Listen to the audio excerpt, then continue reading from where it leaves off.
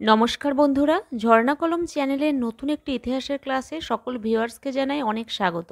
আমি জামেলি এবং আজকে আমি তোমাদের জন্য প্রাচীন ভারতের ইতিহাসের প্রিভিয়াস ইয়ার থেকে একটি গুরুত্বপূর্ণ ক্লাস নিয়ে এসেছি। আজকে এসএলএসটির সিলেবাসের কোনো বিষয়ভিত্তিক আলোচনা নয়। আজকের আলোচনাটি হচ্ছে ডাব্লিউবি সেট এক্সামের অ্যাসপিরেন্টদের জন্য। সামনেই তোমাদের 26তম সেট আয়োজিত হতে চলেছে। আশা করি তোমরা সকলেই খুব ভালো রকম প্রিপারেশন নিয়েছো। তো তোমাদের প্রিপারেশনকে আরেকটু মজবুত করতে লাস্ট মিনিট সাজেশন হিসেবে আজকে আমি প্রাচীন ভারতের ইতিহাস থেকে প্রিভিয়াস ইয়ারের বেশ কিছু গুরুত্বপূর্ণ কোশ্চেন এনেছি উইথ অ্যাডিশনাল ইনফরমেশন। তো এই ক্লাসটি দেখলে তোমাদের আজকে যে কোশ্চেন আমি সলভ করাবো তার দ্বিগুণ অথবা তিনগুণ কোশ্চেন তোমরা পেয়ে যেতে পারো শুধুমাত্র ইনফরমেশনের দ্বারা। তাই কোথাও স্কিপ না করে খুব অ্যাটেনশন দিয়ে ক্লাসটা দেখার চেষ্টা করবে। শুধুমাত্র সেট অ্যাসপিরেন্ট নয়, এসএলএসটি থেকে শুরু করে ওয়েস্ট বেঙ্গলের যে কোনো কম্পিটিটিভ এক্সামের জন্য যারা পড়াশোনা করছো বা যারা প্রিপারেশন নিচ্ছ তাদের জন্য প্রত্যেকের জন্য আজকের ক্লাসটি কিন্তু খুব ফ্রুটফুল হবে। আজকে এখানে যে কটি কোশ্চেন রয়েছে প্রাচীন ভারত থেকে তার নিরীক্ষে আমি চেষ্টা করব কনসেপ্টটা ক্লিয়ারভাবে ক্লিয়ার করার। ওকে, তাহলে চলো শুরু করা যাক আজকের প্রশ্নোত্তর পর্ব। দেখো, আজকের প্রথম কোশ্চেনে বলা হয়েছে হিন্দুস্তান কথাটির প্রাচীনতম উল্লেখ রয়েছে। অপশনগুলো দেখো, অপশন এ বোঘাজকই লেখে, অপশন বি নকশি রুস্তম লেখে, অপশন সি হাতিগুম্ফা লেখে এবং অপশন ডি সোহগড় লেখে। তো এই কোশ্চেনের সঠিক উত্তরে যাওয়ার আগে হিন্দুস্তান কথাটির যে ব্যাখ্যা রয়েছে সেটা একটু বলে নেওয়া দরকার। হিন্দুস্তান এই কথাটি কিন্তু পারসিকদের দেওয়া, পারস্য থেকে এই কথাটি এসেছে। মনে রাখবে সিন্ধু নদ প্রাচীনকাল থেকেই আমাদের ভৌগোলিক, সামাজিক, অর্থনৈতিক সব দিকটাই কিন্তু প্রভাবিত করে এসেছে, আমরা জানি প্রাচীনকাল থেকেই। এবং এই নদের সূত্র ধরেই বৈদেশিক যে বাণিজ্য বা ভারত যে বিশ্বের দরবারে পরিচিতি লাভ তা কিন্তু সিন্ধু নদ ধরে। এই সিন্ধু নদকে পারসিকরা হিন্দু উচ্চারণ করত, এটা তোমরা মনে রাখবে, হিন্দ বা হিন্দু উচ্চারণ করত। এবং সিন্ধু নদের যে পার্শ্ববর্তী এলাকা সিন্ধু নদ, তার 5টি উপনদী এবং সরস্বতীকে নিয়ে যে সপ্তসিন্ধু অঞ্চল, এই সপ্তসিন্ধু অঞ্চলের মানুষজনদের পারসিকরা হিন্দু বলতো। এবং এই সপ্তসিন্ধু অঞ্চলের যে বাসস্থান হিন্দুদের সেটাকে তারা হিন্দুস্তান বলেছিল। তাই পারসিকদের দেওয়া নাম হচ্ছে হিন্দুস্তান। আশা করি বোঝাতে পারলাম। আর এর সঙ্গে এটাও জেনে রাখবে যে হিন্দুস্তান কথাটি যেমন পারসিকদের দেওয়া, সেরকম ভারতবর্ষের নাম ইন্ডিয়া এটা কিন্তু গ্রিক বা রোমানদের দেওয়া। কিভাবে না, গ্রিক বা রোমানরা এই সিন্ধকে উচ্চারণ করতো ইন্দ, ঠিক যেমন পারসিকরা সিন্ধকে উচ্চারণ করতো হিন্দ, সেরকম রোমান বা গ্রিকরা এই সিন্ধকে উচ্চারণ করতো হচ্ছে গিয়ে ইন্দ। ইন্দ থেকে ইন্ডস এসেছে বা ইন্দাস এসেছে এবং ইংরেজিতে যেখান থেকে এসেছে ইন্ডিয়া নামটি। বিখ্যাত গ্রিক পণ্ডিত যাকে ইতিহাসের জনক বলা হয়, হেরোডোটাস, ইনি তার হিস্টোরিয়া নামক গ্রন্থে প্রথম এই ইন্ডিয়া নামটি ব্যবহার করেছিলেন। ওকে, আর এর সাথে মনে রাখবে যে ভারতবর্ষের নাম ভারত এটা আমরা পেয়েছি বিষ্ণু পুরাণ থেকে, অনেক জায়গায় মৎস্য পুরাণও পেয়ে যেতে পারো। হিমালয়ের দক্ষিণে এবং সমুদ্রের উত্তরে বসবাসকারী মানুষজনরা ভরতের পুত্র, সেখান থেকে ভারতবর্ষ নামকরণ হয়েছে। তাহলে ভারতের নাম ভারত, হিন্দুস্তান এবং ইন্ডিয়া কিভাবে এলো আশা করি তোমরা বুঝতে পারলে। এবার দেখো, হিন্দুস্তান কথাটির প্রাচীনতম উল্লেখ রয়েছে, এখানে সঠিক উত্তরটি হয়ে যাবে অপশন বি, অর্থাৎ নকশি রুস্তম লেখে। ওকে, অপশন বি হয়ে যাবে এখানে সঠিক উত্তর। দেখো, নকশ-ই রুস্তম এই লেখটি সাসানিয়া শাসক প্রথম শাহপুর কর্তৃক প্রচারিত। আমি প্রথমেই বললাম যে হিন্দুস্তান নামটি পারসিকদের দেওয়া, পারস্য মানে হচ্ছে বর্তমানে ইরান, তাই ইরানের অন্তর্গত সাসানিয়ার শাসক প্রথম শাহপুর এই নকশি রুস্তম প্রচার করেছিলেন বা প্রচারিত বলা হয়, প্রথম শাহপুর কর্তৃক প্রচারিত এবং এই লেখাতেই হিন্দুস্তান নামটি প্রথম পাওয়া গেছে।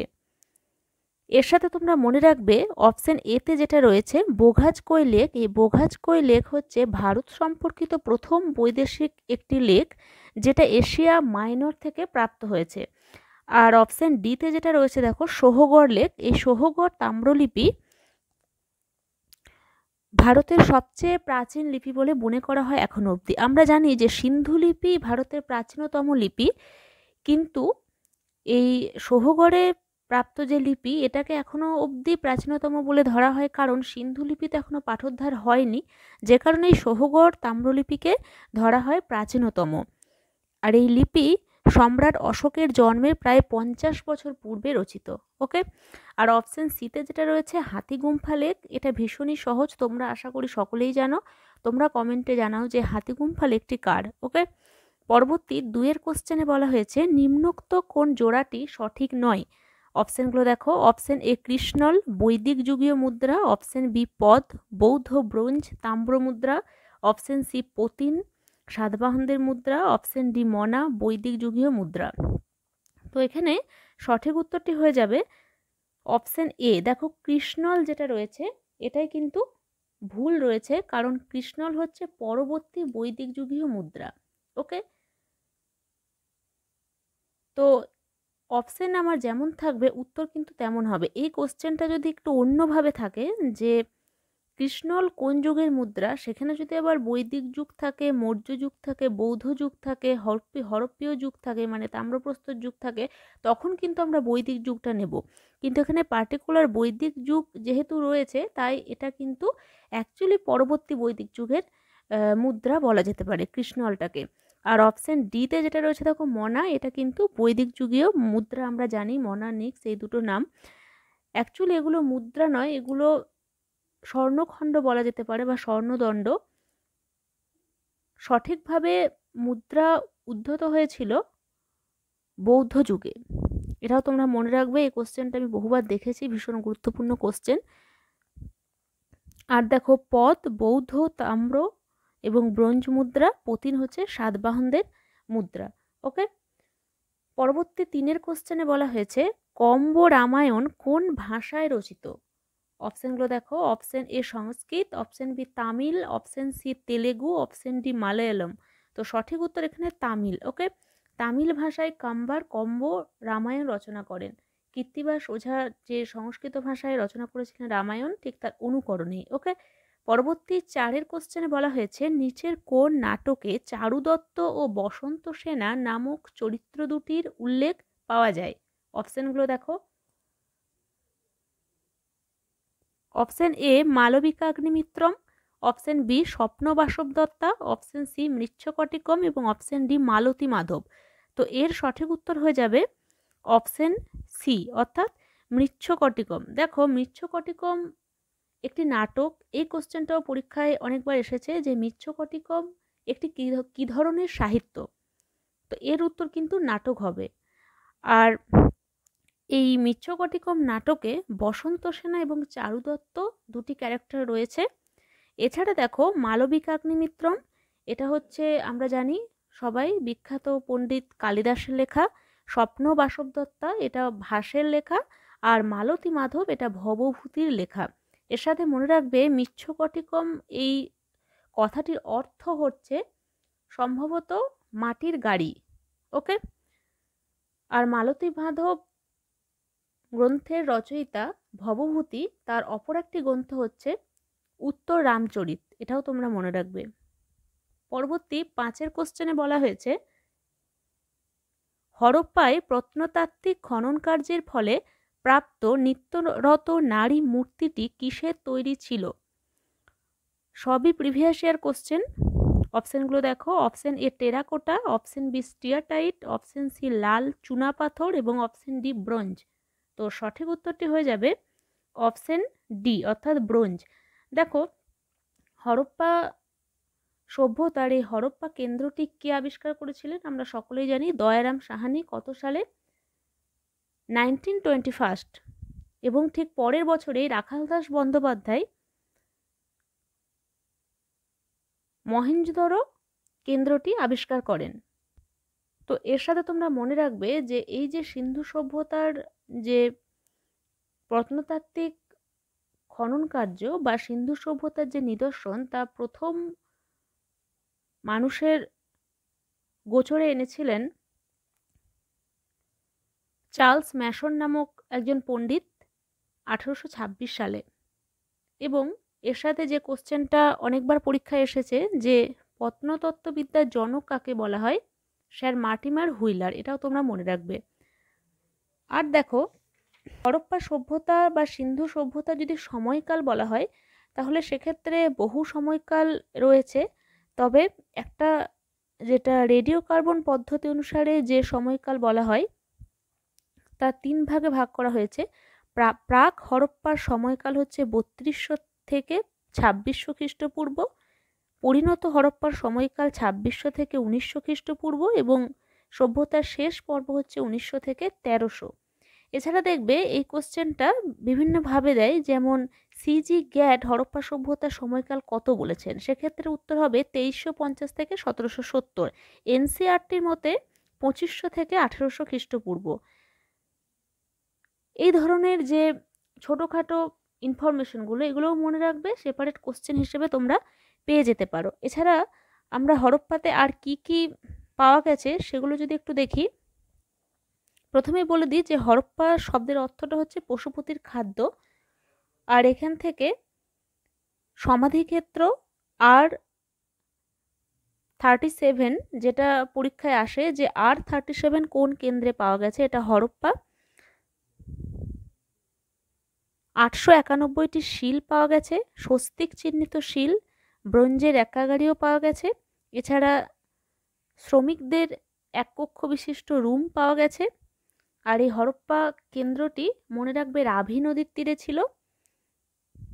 আর লাল বেলে পাথরের মস্তকহীন এক পুরুষ মূর্তিও পাওয়া গেছে। ওকে, তাহলে দেখো হরপ্পায় প্রত্নতাত্ত্বিক খনন কার্যের ফলে যে গুরুত্বপূর্ণ জিনিসগুলো পাওয়া গেছে তার মধ্যে হচ্ছে নৃত্যরত নারী মূর্তি যেটা ব্রোঞ্জের ছিল, আর লাল বেলে পাথর নির্মিত মস্তকহীন পুরুষ মূর্তি যেটা পাথর নির্মিত ছিল, লাল বেলে পাথর। আর তার সাথে যে অ্যাডিশনাল ইনফরমেশনগুলো বললাম অবশ্যই প্রত্যেকটা মনে রাখবে। পরবর্তী 6 কোশ্চেনে বলা হয়েছে সিন্ধু সভ্যতা ধ্বংসাবশেষের সময়কাল ছিল। অপশনগুলো দেখো, অপশন এ প্রাগৈতিহাসিক যুগ, অপশন বি নব্যপ্রস্তর যুগ, অপশন সি প্রাচীন প্রস্তর যুগ, অপশন ডি তাম্রপ্রস্তর যুগ। তো এখানে আমরা সঠিক উত্তরটি নিয়ে নেব অপশন ডি কে,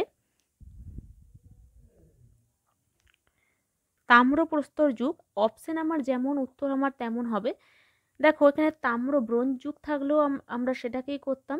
এখানে আমার যেমন অপশন প্রাগৈতিহাসিক রয়েছে, নব্যপ্রস্তর রয়েছে, প্রাচীন প্রস্তর রয়েছে, তার সাথে রয়েছে তাম্রপ্রস্তর যুগ।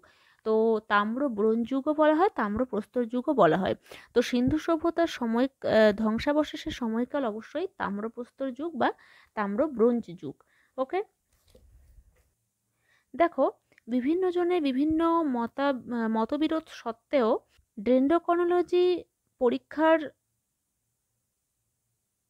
ভিত্তিতে হরপ্পা সভ্যতার যে কালসীমা নির্ণয় করা হয়েছে তা হচ্ছে খ্রিস্টপূর্ব 3000 থেকে খ্রিস্টপূর্ব 1500 অব্দ। এটাকেই কিন্তু মান্যতা দেওয়া হয়েছে। ওকে, একটু আগে আমি রেডিও কার্বন পদ্ধতিতে বলেছি 3টি কালের কথা, পরিণত হরপ্পা, প্রাথমিক হরপ্পা এবং শেষ পর্যায়। এবং ডেন্ড্রোক্রনোলজি যে পরীক্ষা রয়েছে অর্থাৎ গাছের গুড়ির বয়সের সময়কাল নির্ধারণ যেটা, সে অনুসারে 3000 খ্রিস্টপূর্ব থেকে 1500 অব্দকেই মান্যতা দেওয়া হয়েছে। তাই মোটামুটিভাবে বলা যায় হরপ্পা সভ্যতা হলো তাম্রপ্রস্তর যুগের সভ্যতা। ওকে, এবার অনেকে কমেন্ট করবে যে তাম্র ব্রোঞ্জ যুগের হবে, কিন্তু আমার এখানে অপশন যেমন আমার উত্তরটা ঠিক তেমন হবে। ঠিক আছে, ব্রোঞ্জ যুগের হবে, তাম্রপ্রস্তর থাকলে তাম্রপ্রস্তর হবে। ওকে, অপশন অনুযায়ী আমাকে উত্তর করতে হবে সবসময়। পরবর্তী 7 কোশ্চেনে বলা হয়েছে পুরুষ সূক্তর বিষয়বস্তু ছিল। অপশনগুলো দেখো, অপশন এ রুদ্র স্তুতি মন্ত্র, অপশন বি সূর্য স্তব, অপশন সি বিশ্ব সৃষ্টি রহস্য এবং অপশন ডি ইন্দ্র স্তুতি মন্ত্র। তো এর সঠিক উত্তরটি হয়ে যাবে অপশন সি অর্থাৎ বিশ্ব সৃষ্টি রহস্য। এই পুরুষ সূক্তের উল্লেখ আমরা ঋগ্বেদে পেয়ে থাকি। ঋগ্বেদের যে 10টি মণ্ডল আছে তার 10তম মণ্ডলে এই পুরুষ সূক্ত রয়েছে। তো এই পুরুষ সূক্তে আরও যে একটি গুরুত্বপূর্ণ তথ্য পেয়ে থাকি সেটা হচ্ছে প্রথম বর্ণ ব্যবস্থার উল্লেখ, যেটা পরীক্ষায় বহুবার জিজ্ঞাসা করা হয়েছে যে প্রথম বর্ণ ব্যবস্থার উল্লেখ পাই, সেটা হয়ে যাবে ঋগ্বেদের 10ম মণ্ডলের পুরুষ সূক্তে। আমরা জানি যে ঋগ্বেদে 1028টি সূক্ত রয়েছে। এছাড়া এখান থেকে অন্যান্য যে সম্ভাব্য কোশ্চেনগুলো এখন দিচ্ছে বিভিন্ন পরীক্ষায়, তা হচ্ছে যে 4টি ভাগ রয়েছে ঋগ্বেদ, সামবেদ, যজুর্বেদ এবং অথর্ববেদ। তো এই 4টি ভাগের আবার উপবেদ রয়েছে। এই উপবেদগুলোর সঙ্গে মেন বেদগুলোর একটা ম্যাচিং করতে দিচ্ছে এখন। তো যেমন ঋগ্বেদের উপবেদ হলো আয়ুর্বেদ, যার আলোচ্য বিষয় ভেষজ বিদ্যা বা স্বাস্থ্য। সামবেদের উপবেদ হচ্ছে গান্ধর্ববেদ, যার আলোচ্য বিষয় সঙ্গীত। যজুর্বেদের উপবেদ হচ্ছে ধনুর্বেদ, যার আলোচ্য বিষয় যুদ্ধবিদ্যা। এবং অথর্ববেদের উপবেদ হচ্ছে শিল্পবেদ, যার আলোচ্য বিষয় স্থাপত্য ও ভাস্কর্য। তো এই 4টি বেদ এবং তাদের উপবেদ, এই নামগুলো তোমরা অবশ্যই খুব ভালোভাবে মনে রাখবে। এছাড়া এখান থেকে যে কমন কোশ্চেনগুলো আসে সেগুলো তো তোমরা প্রায় প্রত্যেকেই জানো, যে বেদ শব্দের অর্থ হচ্ছে জ্ঞান বা জানা, যেটা বিদ থেকে আসছে। আনুমানিক 1500 খ্রিস্টপূর্বাব্দে ঋগ্বেদ রচনা করা হয়েছিল, আর এটি বিশ্বের প্রাচীনতম সমৃদ্ধতম সাহিত্য, যেটা সংস্কৃত ভাষায় লেখা হয়েছিল। চলে যাচ্ছি পরবর্তী কোশ্চেনে। দেখো 8 কোশ্চেনে বলা হয়েছে ঋগ্বৈদিক যুগের কোন উপজাতির রাজা দশরাজার বিরুদ্ধে যুদ্ধ করেছিলেন? অপশনগুলো দেখো, option A Sudas, option B Divodas, option C Atri, option D Gritsamada. তো সঠিক উত্তর হয়ে যাবে অপশন এ অর্থাৎ সুদাস। এই কোশ্চেনটা অনেক গুরুত্বপূর্ণ কোশ্চেন। তো দশরাজার যুদ্ধ ঋগ্বেদের 7ম মণ্ডলে বর্ণিত হয়েছে। পুরুষনী বা রাভি নদীর তীরে সংঘটিত হয়েছিল এই দশরাজার যুদ্ধ। ভরত গোষ্ঠীর রাজা দিবদাসের পুত্র পিজবন এবং পিজবনের পুত্র রাজা সুদাস। এখানে একটা কথা বলে রাখি, গতবার সেট পরীক্ষায় এই সুদাসকে এই সম্পর্কে একটা কোশ্চেন দেওয়া হয়েছিল। সেখানে দিবদাসের পুত্র ছিল, পৌত্র ছিল এবং আরও কিছু ছিল। তো সেখানে কিন্তু ম্যাক্সিমাম জন সুদাসকে দিবদাসের পুত্র হিসেবে সিলেক্ট করবে, এবং এটা কিন্তু অনেক বইয়ে রয়েছেও, কিন্তু এটা অবশ্যই মনে রাখবে এটা পুরো ভুল। সুদাস হচ্ছে দিবদাসের পৌত্র, দিবদাসের পুত্র হচ্ছে পিজবন এবং পিজবনের পুত্র হচ্ছে সুদাস। ওকে, তো এটা তোমরা একটু খেয়াল করবে। এই সুদাসের রাজ্য ছিল পশ্চিম পাঞ্জাব ও দিল্লি অঞ্চলে, আর সুদাসের পুরোহিত ছিল বিশ্বামিত্র।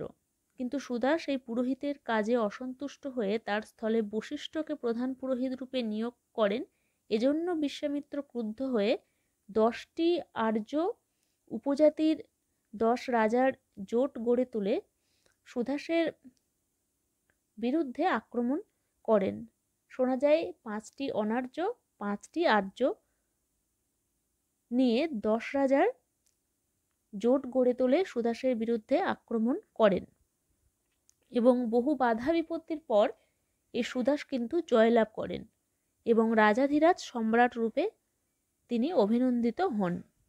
তো তোমরা এটুকু অবশ্যই মনে রাখবে ভালো করে। পরবর্তী 9 কোশ্চেনে বলা হয়েছে ন্যায় সূত্রের লেখক কে? এটাও কিন্তু প্রিভিয়াস ইয়ারের একটা খুব গুরুত্বপূর্ণ কোশ্চেন। একবার না, বিভিন্ন পরীক্ষায় এই কোশ্চেনটা জিজ্ঞাসা করা হয়েছে, যদিও এগুলো সবই প্রিভিয়াস ইয়ারের কোশ্চেন আমি আলোচনা করছি। তো অপশানগুলো দেখো, option A Gautam, option B Kanad, option C Kapil এবং অপশন ডি বদ্রায়ন। তো সঠিক উত্তর হয়ে যাবে অপশন এ অর্থাৎ গৌতম। দেখো বৈদিক যুগে আমরা স্বরদর্শনের কথা পড়েছি। এই স্বরদর্শন কি কি ছিল? ন্যায় দর্শন, বৈশেষিক দর্শন, সাংখ্য দর্শন, যোগ দর্শন, পূর্ব মীমাংসা এবং উত্তর মীমাংসা। তো এই যে স্বরদর্শন, তাদের যে স্রষ্টা, তাদের সঙ্গে কিন্তু এখানেও একটা ম্যাচিং কোশ্চেন পরীক্ষায় দিয়ে থাকে। যেমন ন্যায় সূত্র বা ন্যায় দর্শনের রচয়িতা অক্ষপদ গৌতম, বৈশেষিক দর্শনের রচয়িতা কনাদ, সাংখ্য দর্শনের কপিল, যোগ দর্শনের পতঞ্জলি, যেটা আমরা সকলেই জানি। পূর্ব মীমাংসা রচনা করেছিলেন জৈমিনী এবং উত্তর মীমাংসা ব্যাসদেব। তো এখানে অপশন এ হয়ে গেল সঠিক উত্তর। তো এখানে তোমরা আরেকটি কথা মনে রাখবে, যেটা কিন্তু পরীক্ষায় আসতে পারে। কুমারিল ভট্ট এবং সবর স্বামী, এই দুটো নাম কি বললাম? কুমারিল ভট্ট এবং সবর স্বামী। এরকম কোশ্চেন আসবে যে কুমারিল ভট্ট এবং সবর স্বামী কোন দর্শনের সাথে সম্পর্কিত বা কোন দর্শনের প্রচারক? এর উত্তর হয়ে যাবে পূর্ব মীমাংসা, যেটা খ্রিস্টপূর্ব ৪র্থ শতকে রচনা করা হয়েছিল জৈমিনীর দ্বারা।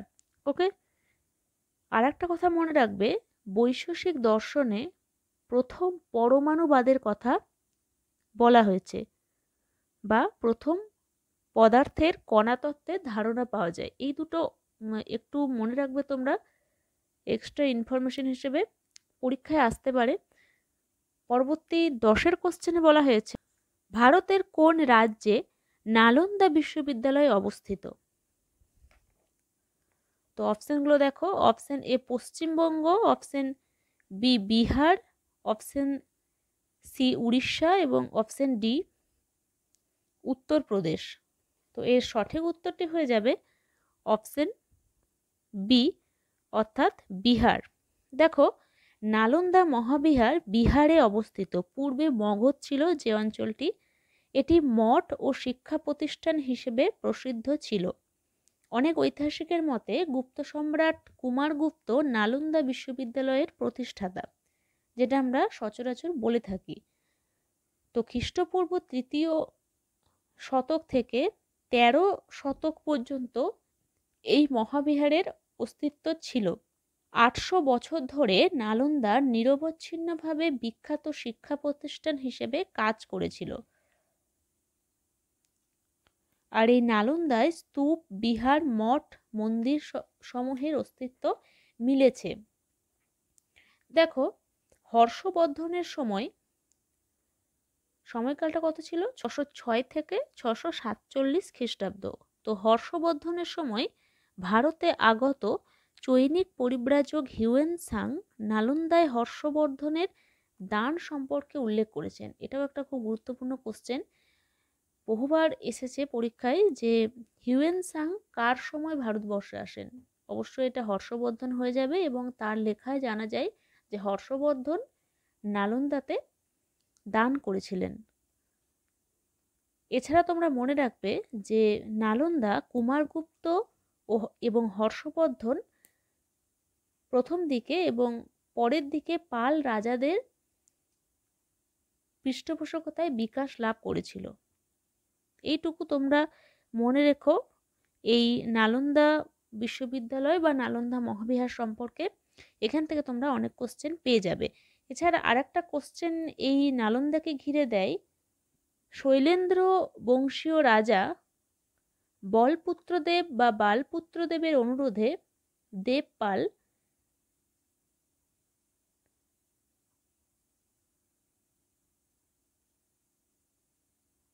মঠ তৈরির জন্য 5টি গ্রাম দান করেছিলেন।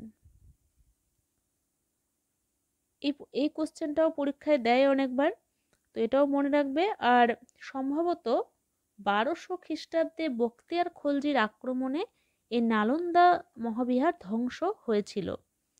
এখানে পাঠ্যক্রম হিসেবে কি কি পড়ানো হতো? মহাযান ও হীনযান দর্শন ছাড়াও বেদ, তর্কবিদ্যা, সংস্কৃত, ব্যাকরণ, চিকিৎসা ও সাংখ্য দর্শন এখানে কিন্তু পাঠ্য বিষয় ছিল।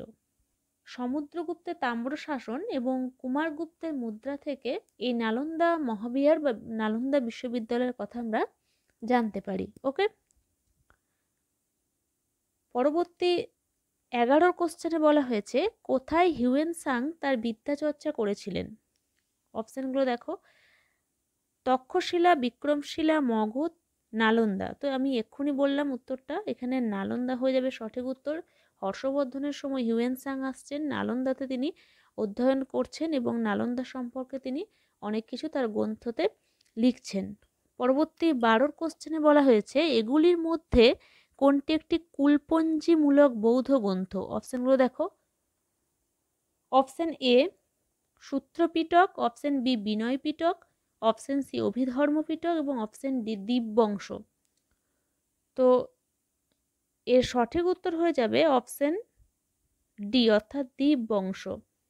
দেখো, এটি একটি সিংহলী ইতিবৃত্তি যেখান থেকে ভারত ও শ্রীলঙ্কার বিভিন্ন প্রাচীন তথ্য সম্পর্কে জানা যায়।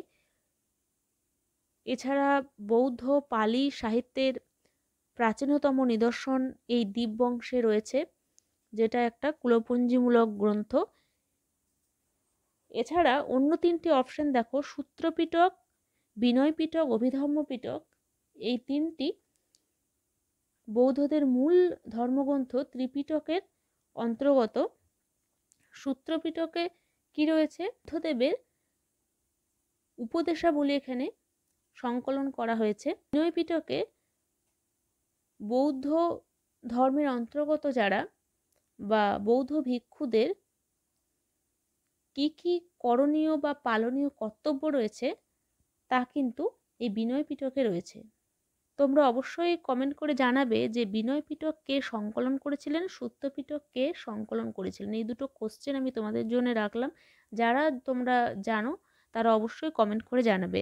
আর অভিধর্ম পিটক হচ্ছে বৌদ্ধ দর্শন শাস্ত্রের একটি উল্লেখযোগ্য গ্রন্থ। তো এই 3টির বিষয়বস্তু তোমরা অবশ্যই খুব ভালোভাবে মনে রাখবে, এটাও কিন্তু সেপারেটভাবে কোশ্চেন হিসেবে দিতে পারে। পরবর্তী 13 কোশ্চেনে বলা হয়েছে নিম্নলিখিত বিবৃতিগুলিকে বিবেচনা করো। অপশনগুলো দেখো, অপশন এ জৈন ধর্ম ভারতের প্রাচীন বর্ণ ব্যবস্থার নিন্দা করে, অপশন বি জৈন ধর্ম সংক্রান্ত সাহিত্যগুলোর অধিকাংশ অর্ধ মাগধী ভাষায় রচিত, অপশন সি বর্ধমান মহাবীর মহিলাদেরও শিষ্য হিসেবে গ্রহণ করতেন। কোনগুলি সঠিক দেখো, এখানেও আবার অপশন করে দেওয়া রয়েছে। তো এখানে সঠিক উত্তরটাই বলে দিচ্ছি, অপশন ডি হবে এখানে সঠিক। তো 1 এবং 2 অর্থাৎ এখানে 1 2 নেই, এ এবং সি হবে এখানে সঠিক। অর্থাৎ জৈন ধর্ম ভারতের প্রাচীন বর্ণ ব্যবস্থার নিন্দা করে, এটা তো অবশ্যই, কারণ বর্ণ ব্যবস্থা যেটা প্রাচীন ব্রাহ্মণ্যবাদের একটা বড় ত্রুটি ছিল, সেখান থেকে প্রতিবাদী ধর্ম হিসেবে বৌদ্ধ এবং জৈন ধর্মের যে উৎপত্তি, তো সেখানে কিন্তু প্রথমেই বর্ণ ব্যবস্থা, জাতিভেদ প্রথা এগুলোকে বাদ দেওয়া হয়েছে।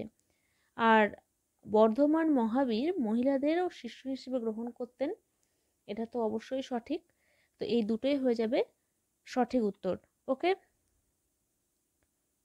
পরবর্তী 14 কোশ্চেনে বলা হয়েছে গৌতম বুদ্ধের জীবনকাল অনুসারে প্রদত্ত স্থানগুলিকে পর্যায়ক্রমে সাজাও।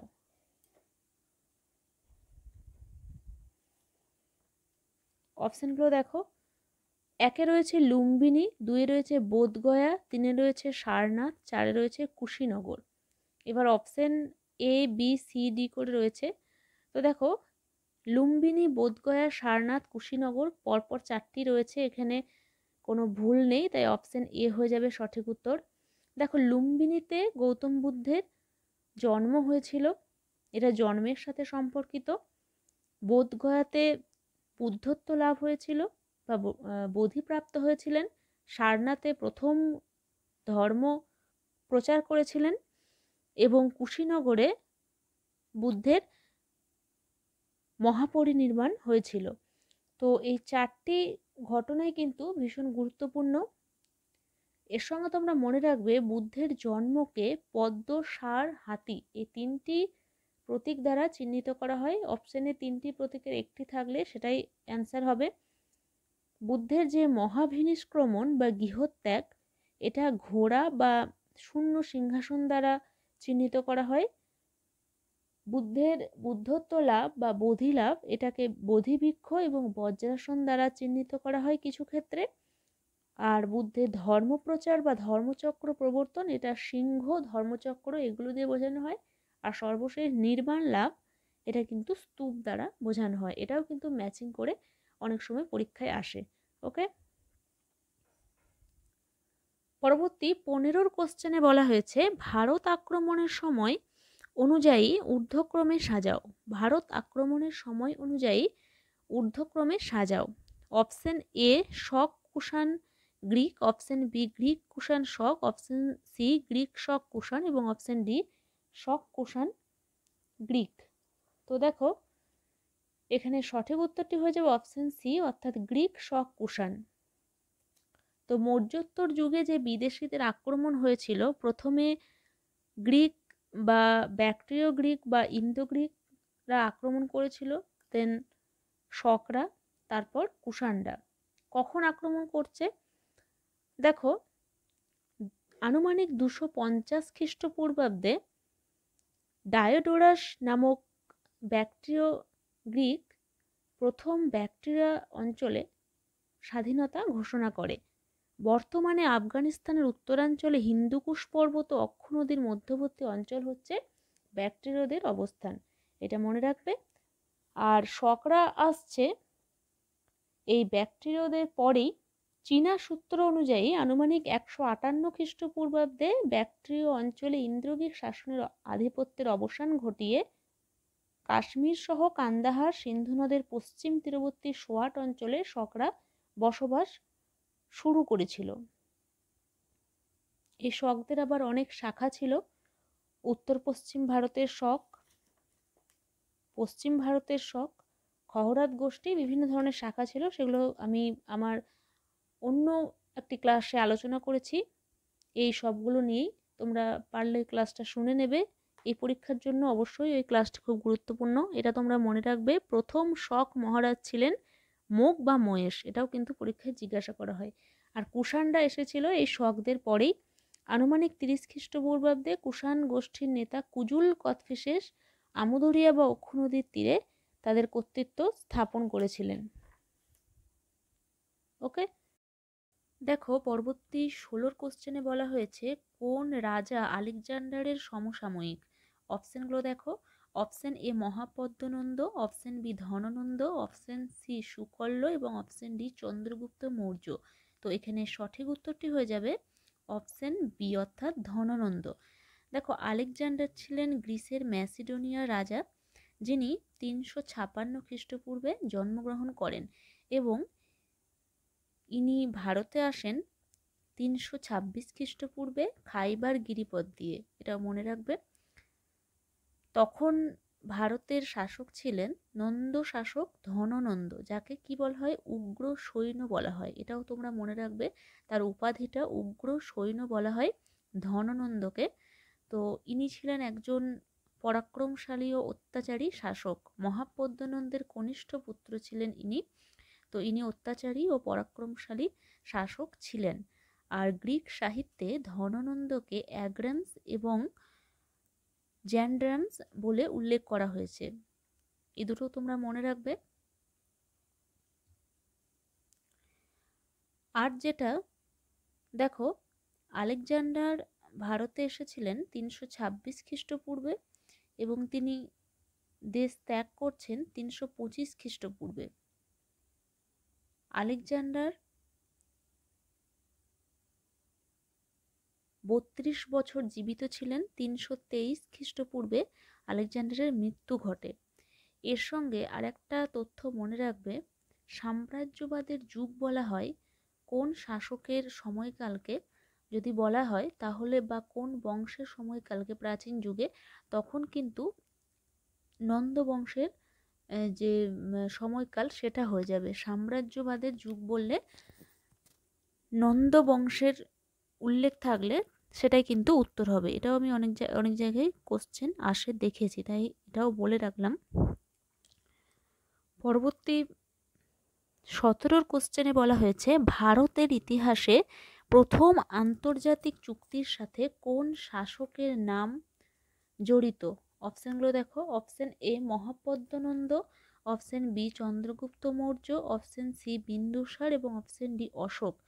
তো ভারতের ইতিহাসে প্রথম আন্তর্জাতিক চুক্তির সাথে কোন শাসকের নাম জড়িত? তো এর সঠিক উত্তর হয়ে যাবে চন্দ্রগুপ্ত মৌর্য। ঠিক আছে, কেন চন্দ্রগুপ্ত মৌর্য? তিনি কি করেছিলেন? তিনি কিন্তু 305 খ্রিস্টপূর্বে আলেকজান্ডারের সেনাপতি সেলুকাসের বিরুদ্ধে যুদ্ধে জয়লাভ করেন এবং সেলুকাসের সঙ্গে চন্দ্রগুপ্তের মৈত্রী চুক্তি স্বাক্ষরিত হয় এবং এই চুক্তির দ্বারা কাবুল, কান্দাহার ও মাকড়ার অঞ্চল, 3টি অঞ্চল কিন্তু তিনি লাভ করেছিলেন। তো এটা নিয়েও একটা বিতর্ক রয়েছে, তবে তোমরা এই তথ্যটা এখানে এভাবেই নিতে পারো যে সেলুকাসের সঙ্গে চন্দ্রগুপ্ত মৌর্যের যুদ্ধ হয়েছিল এবং শান্তি চুক্তিও হয়েছিল। তো ইতিহাসের প্রত্যেকটি বিষয়ই বিতর্কিত। যেমন এখানে আরেকটি রয়েছে যে তো মৌর্য প্রথম ধননন্দকে পরাজিত করেছিল নাকি প্রথম গ্রিকদের বিতাড়িত করেছিল, প্রথম কোনটা করেছিল? এটা নিয়েও একটা বিশাল বড় বিতর্ক আছে। কোনো বইয়ে আমি দেখেছি যে নন্দবংশের উচ্ছেদ করার পরই গ্রিকদের বিতাড়িত করে, আবার কোনো কোনো ঐতিহাসিক বলেছেন যে না, গ্রিকদের আগে বিতাড়িত করে তারপর নন্দবংশের উচ্ছেদ ঘটায়। তো এগুলো বিতর্কিত কোশ্চেন, উত্তর করতে হবে। আর একটা কথা, গ্রিক মৌর্য সম্প্রীতির প্রতীক হিসেবে সেলুকাস মেগাস্থিনিস নামক দূতকে চন্দ্রগুপ্তের দরবারে পাঠান, এটাও মনে রাখবে। দেখো পরবর্তী 18 কোশ্চেনে বলা হয়েছে শিলপ্পাদিকরম এর লেখক হলেন। অপশানগুলো দেখো, option A Sattanar, option B Ilango Adigal, option C Kamban এবং অপশান ডি মামুলনার। তো এখানে সঠিক উত্তরটি হয়ে যাবে অপশান বি অর্থাৎ ইলাঙ্গ আদিগল। তো ইলাঙ্গ আদিগলের লেখা এই শিলাপ্পাদিকরম হচ্ছে একটি মহাকাব্য, তামিল মহাকাব্য। আর এই ইলাঙ্গ আদিগলকে ভারতের হোমার বলা হয়। ঠিক আছে, এই গ্রন্থের গল্প অনুযায়ী পুহরের বণিক কোভালান মাধবী নামে একজন নর্তকীর প্রেমে পড়েন এবং তার স্ত্রী কিন্নাগীকে অবহেলা করেন। পরবর্তীকালে স্বামীর মৃত্যুর পর তিনি প্রতিশোধ নেন এবং এই কিন্নাগী দেবীতে পরিণত হন। তো এই একটি গল্প হচ্ছে এই শিলপ্পাদিকারমের মেন বিষয়বস্তু, যেটি ইলাঙ্গ আদিগল কর্তৃক লিখিত হয়েছিল। এছাড়া সঙ্গম যুগের সমাজ ইতিহাস সম্পর্কে বহু তথ্য এই গ্রন্থে পাওয়া যায় বা এই মহাকাব্যে পাওয়া যায়।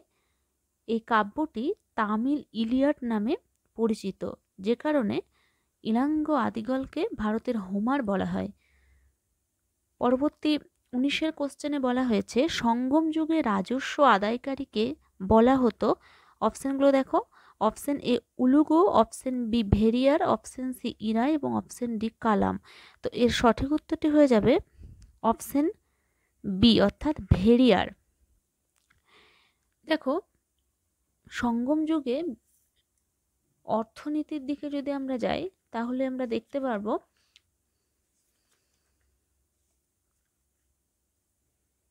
এ যুগের অর্থনীতি ছিল মূলত কৃষিভিত্তিক অর্থনীতি। তবে রোম, মিশর, মায়ানমার এই সমস্ত অঞ্চলগুলির সঙ্গে বা এই সমস্ত দেশের সাথে বাণিজ্যিক সম্পর্ক কিন্তু ছিল। রাজকোষে অর্থের প্রধান উৎস ছিল কিন্তু ভূমি রাজস্ব ও বাণিজ্য শুল্ক দুটোই। এবার এই ভেরিয়ার ছিল সঙ্গম যুগে রাজস্ব আদায়কারীদের একটি পদ বা নাম। আর অপশান এতে যেটা রয়েছে দেখো উলগু, এই উলগু হচ্ছে একটি টোল ট্যাক্সের নাম। অপশান সিতে রয়েছে ইরাই, এই ইরাই হচ্ছে যুদ্ধ থেকে লুণ্ঠিত সম্পদ। আর কালাম হচ্ছে শস্য পরিমাপের একক। মনে রাখবে সঙ্গম সাহিত্য অনুসারে উৎপাদিত শস্যের 1/6 অংশ ভূমি রাজস্ব হিসেবে প্রদান করা হতো। ওকে,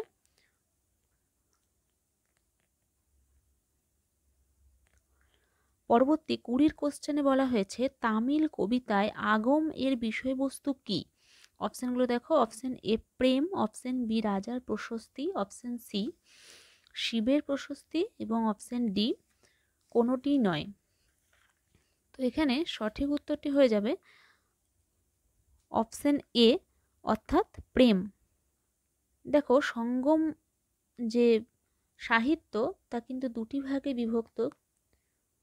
একটি হচ্ছে আগম, যেটি প্রেম সম্পর্কিত, এবং অন্যটি হচ্ছে পুরম, প্রেম ব্যতীত যে কোনো বিষয়। তো এগুলো হচ্ছে প্রথম দিকের রচনা। এই যে আগম বা পুরম, আগমের মধ্যে যে রচনাগুলো পড়ে বা পুরমের মধ্যে যে রচনাগুলো পড়ছে, এগুলো হচ্ছে তামিল সাহিত্যের প্রথম দিকের রচনা। পরবর্তী তামিল সাহিত্য অনুসারে সঙ্গম সাহিত্যের প্রধান 5টি মহাকাব্য পাওয়া যায়। এগুলি হলো শিলপ্পাদিকারম, মণিমেকলাই, শিবক চিন্তামণি, বলয়পতি এবং কুন্তলকেশী। এই 5টি মহাকাব্য কিন্তু পাওয়া গেছে। শিলপ্পাদিকারম কার লেখা বললাম? ইলাঙ্গ ভাদিগল, একটু আগেই বললাম। মণিমেকলাই, এই মণিমেকলাই হচ্ছে সাত্তানারের লেখা, সাতালাই সাত্তানারের লেখা।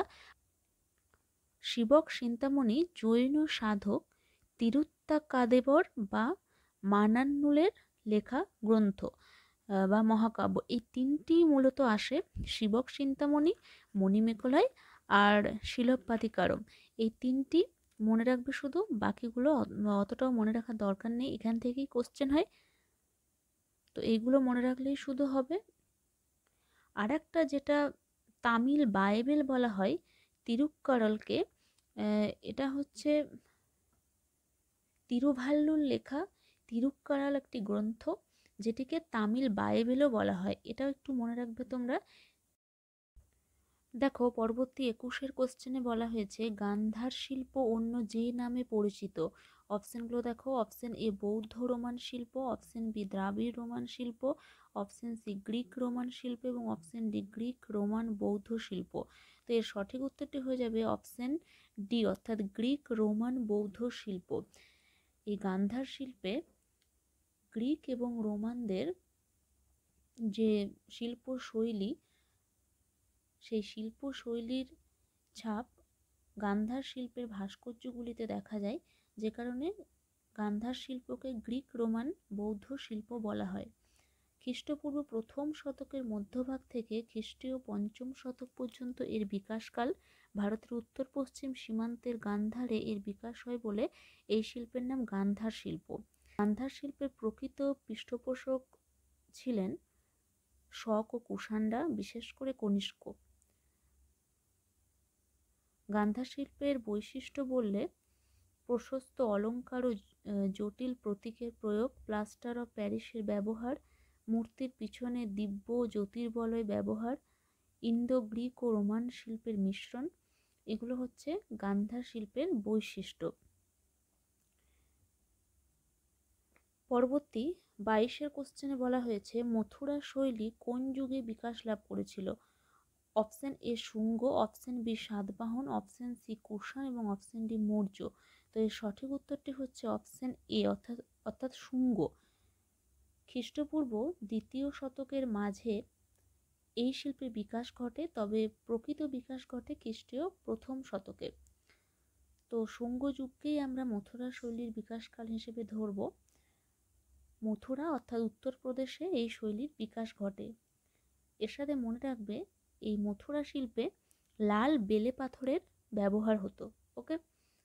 আর এখানে বুদ্ধের মূর্তি ব্যতীত ধর্ম নিরপেক্ষ বিষয়ও এই শিল্পে স্থান পেয়েছে। ওকে, এটাও তোমরা মনে রাখবে। পরবর্তী 23-এর কোশ্চেনে বলা হয়েছে কোন রাজবংশের আমলে ভারতে দশমিক ও শূন্যের আবিষ্কার হয়। অপশনগুলো দেখো, option A Shaka, option B Gupta, option C Pala এবং অপশন ডি সুলতানি। তো সঠিক উত্তর হয়ে যাবে এখানে অপশন বি, অর্থাৎ গুপ্ত। দেখো, গুপ্ত যুগকে সংস্কৃত ভাষার পুনরুত্থানের যুগ বলা হয় একদিকে, এবং অন্যদিকে সাহিত্য, সংস্কৃতি, বিজ্ঞান, কলা, স্থাপত্য, ভাস্কর্য সব দিকেরই একটা স্বর্ণযুগ মনে করা হয়।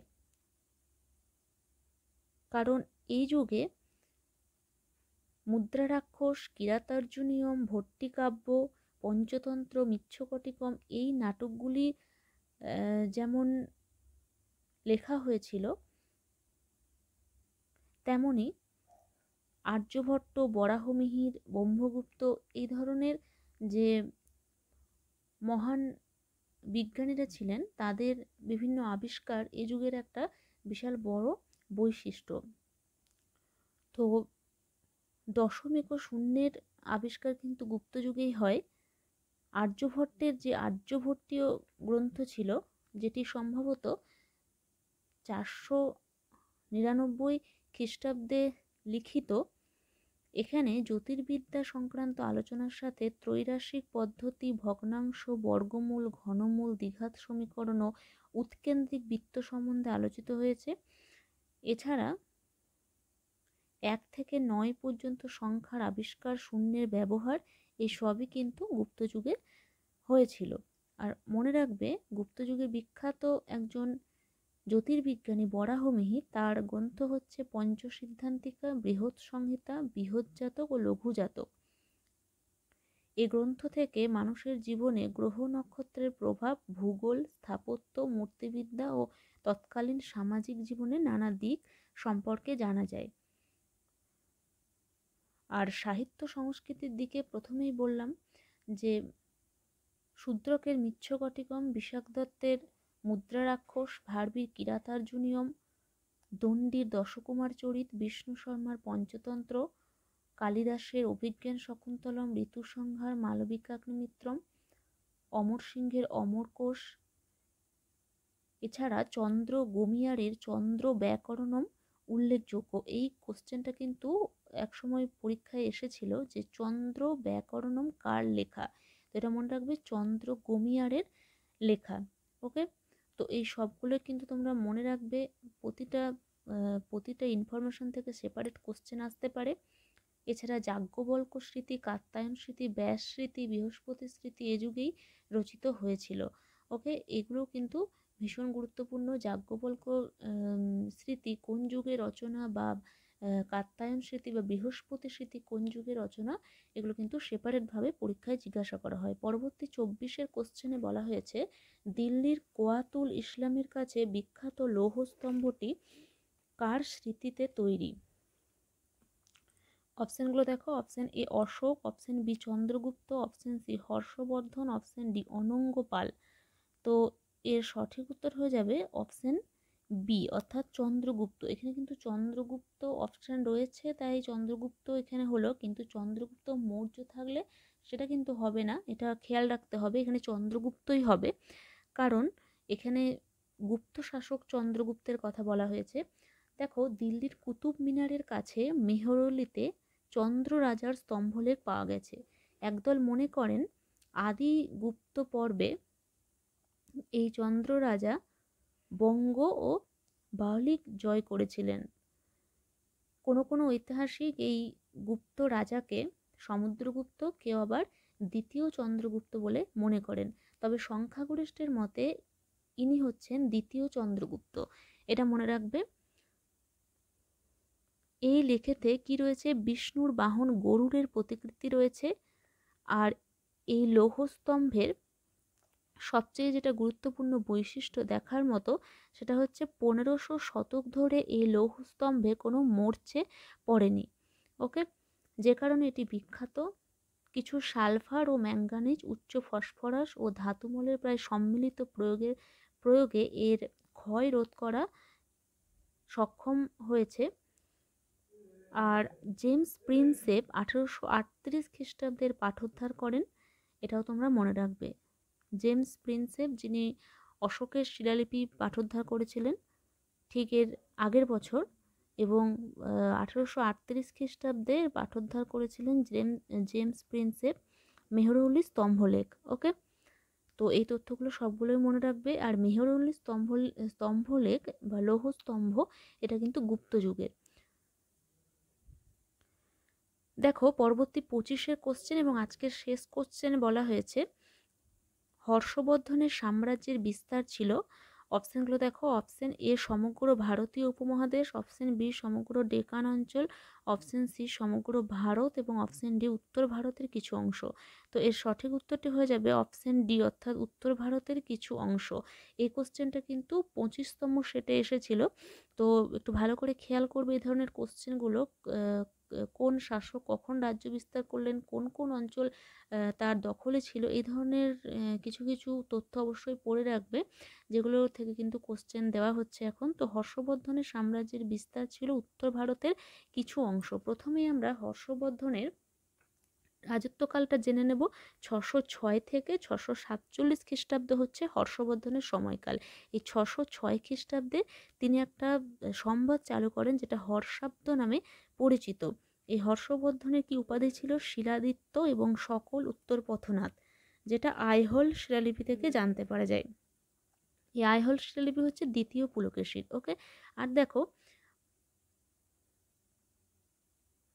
এই হর্ষবর্ধনের রাজ্য জয়টা আমি একটু বলে দিচ্ছি। হর্ষবর্ধন প্রথমে কনৌজ আক্রমণ করে শশাঙ্ককে সেখান থেকে বিতাড়িত করে তার বোনকে উদ্ধার করেছিল। তিনি জীবিত অবস্থায় শশাঙ্ককে সম্পূর্ণ পরাজিত করতে পারেননি, যদিও 637 খ্রিস্টাব্দে শশাঙ্কের মৃত্যুর পর তিনি মগধ, উড়িষ্যা, কঙ্গদ ও পশ্চিমবঙ্গ জয় করেন। এছাড়া তিনি পূর্ব ও উত্তর ও দক্ষিণবঙ্গ অধিকার করেছিলেন। এছাড়া হর্ষবর্ধন বলভীর মৈত্রক রাজা দ্বিতীয় ধ্রুবসেনের বিরুদ্ধে যুদ্ধে জয়লাভ করেন এবং বলভী দখল করেন। পরবর্তীকালে ধ্রুবসেনের সঙ্গে নিজ কন্যার বিবাহ দিয়ে মিত্রতা স্থাপনও তিনি করেছিলেন, যদিও এই হর্ষবর্ধন দ্বিতীয় পুলকেশীর কাছে পরাজিত হন। এটাও কিন্তু পরীক্ষায় জিজ্ঞাসা করা হয়। দ্বিতীয় পুলকেশীর সাথে যুদ্ধ হয়েছিল এবং তাতে কে জয়লাভ করেছিল, বা হর্ষবর্ধন কার কাছে পরাজিত হয়েছিলেন, বা দ্বিতীয় পুলকেশী কোন উত্তর ভারতের কোন শাসককে হারিয়েছিলেন, তো এটা কিন্তু হয়ে যাবে হর্ষবর্ধন। তো মগধ, উড়িষ্যা, কঙ্গদ, পশ্চিমবঙ্গ, উত্তর ও দক্ষিণবঙ্গ, বলভি, এই সমস্ত জায়গা জুড়ে, অর্থাৎ উত্তর ভারতের কিছু অনেকটাই অংশ, কিছু বলা যায় না, বেশ কিছু অংশ কিন্তু হর্ষবর্ধনের রাজ্যসীমার অন্তর্গত ছিল, যে কারণে কিন্তু হর্ষবর্ধনকে সকল উত্তর পথনাথ বলা হয়। এর সাথে মনে রাখবে হর্ষবর্ধন সংস্কৃতে 3টি নাটক রচনা করেছিলেন, নাগানন্দ, রত্নাবলী এবং প্রিয়দর্শিকা। এখান থেকেও কোশ্চেন দেয়। হর্ষবর্ধনের সভাকবি কে ছিলেন? বাণভট্ট। তিনি রচনা করেছিলেন কাদম্বরী এবং হর্ষচরিত। এছাড়াও হর্ষবর্ধনের সভা অলঙ্কৃত করতেন জয়সেন, ময়ূর মাতঙ্গ, দিবাকর, কবি মৌর্য প্রমুখ ব্যক্তিত্ব। আর হর্ষবর্ধন নালন্দা বিশ্ববিদ্যালয়ের কিন্তু উন্নতিতে সাহায্য করেছিলেন। তিনি বৌদ্ধ বিদ্যাচর্চার শ্রেষ্ঠ পীঠস্থান হিসেবে নালন্দাকে গড়ে তুলতে সাহায্য করেছিলেন।